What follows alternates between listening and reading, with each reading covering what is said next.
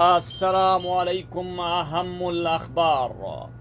مسؤول بارز في حكومة صنعاء اليمن تحضر لعملية عسكرية تردع السعودية وتجعلها تندم على مماطلتها في المفاوضات.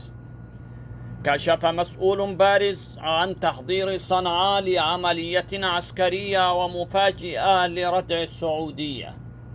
وقال أمين سر المجلس السياسي لحكومة صنعاء ياسر الحوري أن هناك مفاجأة تحضرها الجمهورية اليمنية لردع السعودية، وأضاف: إذا لم يكن هناك التزام واضح وصريح فإن السعودية والمنطقة لن تنعم بالأمن والاستقرار، والخيارات اليمنية واسعة مع اتساع الإنتاج العسكري اليمني محلي الصنع والجاهزية القتالية على كافة المستويات.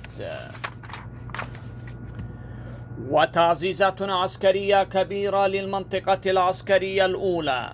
أكدت مصادر إرسال المنطقة العسكرية الثالثة في مارب لتعزيزات عسكرية كبيرة إلى المنطقة العسكرية الأولى في وادي حضرموت، وذلك في ظل تصعيد كبير بين الانتقال والشرعية في حضرموت. يذكر بأن المنطقة العسكرية الأولى هي آخر التشكيلات العسكرية المتبقية من الجيش اليمني